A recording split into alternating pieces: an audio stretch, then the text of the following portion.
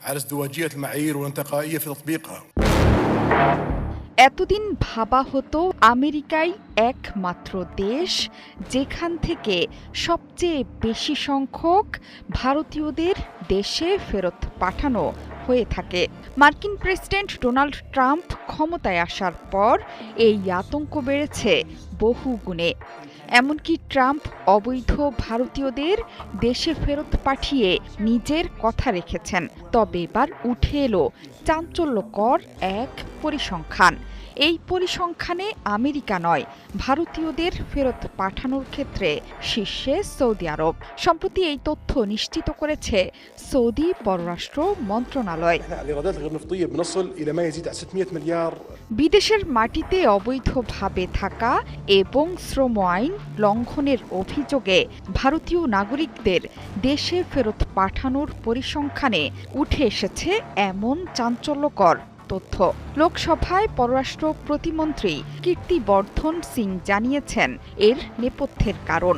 ভারতীয়দের এই গণবহিষ্কারের পেছনে মূলত ভিসা বা রেসিডেন্সি কার্ডের মেয়াদ শেষ হওয়ার পর সৌদিতে অবস্থান এবং কাজের অনুমতি ছাড়া কাজ করা, শ্রম আইন লঙ্ঘন, নিয়োগকর্তার নজর এড়িয়ে পালিয়ে যাওয়া।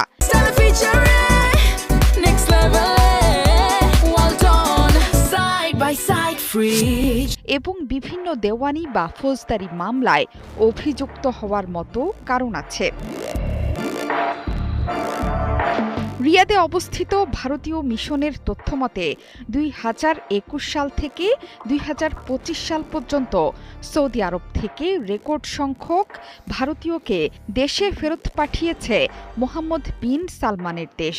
এর মধ্যে 2021 সালে 8,887 জন, 2022 সালে 10,277 জন, 2023 সালে 11,486 জন, 2024 সালে 9,206 জন আর 2025 সালের এখন পর্যন্ত 7,019 জনকে দেশে ফেরত পাঠিয়েছে রিয়াদ।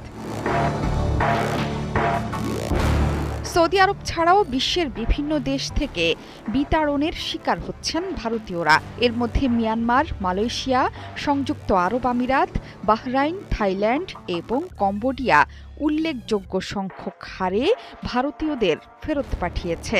মিয়ানমার, মালয়েশিয়া এবং আমিরাত থেকে প্রায় 1,500-এর মতো অবৈধ অভিবাসীকে ভারতে ফেরত পাঠিয়ে দিয়েছে সরকার। সৌদির সাথে ভারতের সম্পর্ক এমনিতে বন্ধুত্বপূর্ণ।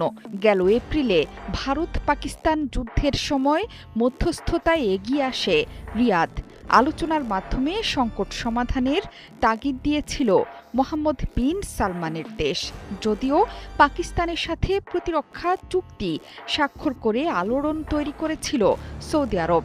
সেই চুক্তিতে এসেছে তৃতীয় কোনো দেশ যদি ভারত বা পাকিস্তানকে আক্রমণ করে তাহলে তা দুই দেশকেই আক্রমণের সমতুল্য। যদিও সৌদি আরব পরে খুলাসা করে বলেছে তাদের আক্রমণের লক্ষ্যবস্তু ভারত নয়। জোহরা চৌধুরী সেতু, ৭১।